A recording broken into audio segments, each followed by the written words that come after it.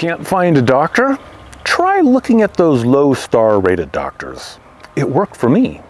Hi, I'm Kevin Knaus with InsureMeKevin.com, and I am like a lot of people in California where I was having a real tough time finding a primary care physician.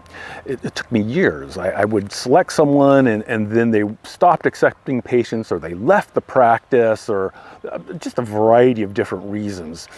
And what I decided to do, as opposed to trying to find someone that kind of matched with me, almost like on a dating site, I said, I'm going to look for people with low star ratings, maybe some mediocre comments, because all I want is an appointment to establish a primary care relationship. And I'm not going to be marrying this person.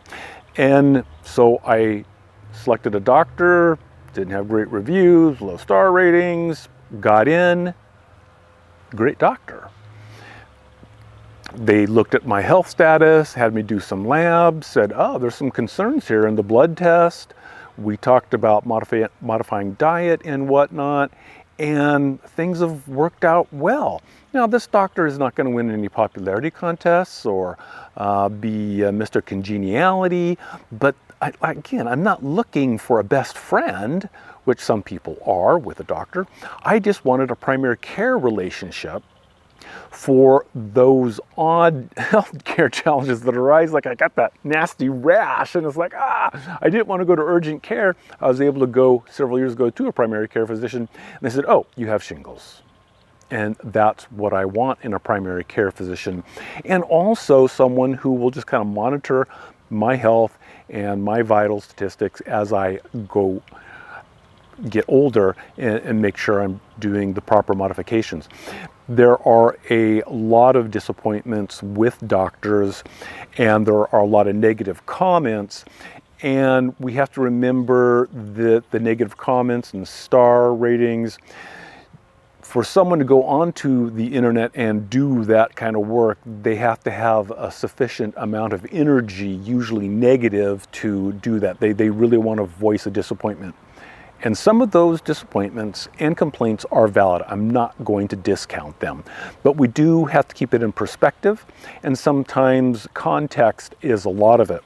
Some of the top problems people have with doctors is they felt the appointment was rushed. They didn't explain the conditions well. They didn't listen to the answer. They didn't trust the provider's decisions. Staff wasn't friendly. Long wait times.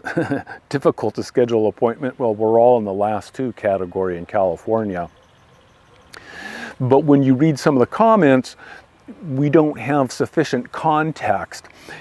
These are two reviews of the same doctor, and it's interesting how they are very contrasting. The first one was very negative, said the doctor would not listen to what the patient had to say, prescribed the wrong medication, his license should be temporarily ceased, and forced to take classes on how to listen to patients and interact. That may be a founded accusation and complaint. We don't know. The other review was someone who had a very positive experience with this doctor in urgent care for a sore throat, and they appreciated that he didn't make the patient talk because it was hard with the swollen tonsils, and they appreciated the doctor's efficiency. I am a service provider, much like a doctor, interacting with clients and prospective clients, and sometimes we gel and everything works well, we're on the same wavelength, and other times people just don't understand where I'm coming from. One example is I got a call from a parent who wanted to enroll their son in health insurance. Now, their son, adult son, was in an inpatient facility for substance abuse. And I didn't really see a qualifying life event for a special enrollment period to get health insurance in the middle of the year for this individual. I subsequently learned that the adult son actually lived in Oregon and had an Oregon health plan. And I said, well, qualifying life event of moving to California would be one. And the parent replied that they could create the documentation to show that their son was permanently moving to California. But I still really didn't see a legitimate bona fide qualifying life experience. And I just could not prescribe the enrollment into a health plan to help defer the cost of the inpatient substance abuse facility.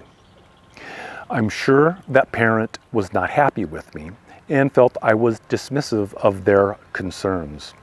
But sometimes, like a doctor, you can only go so far.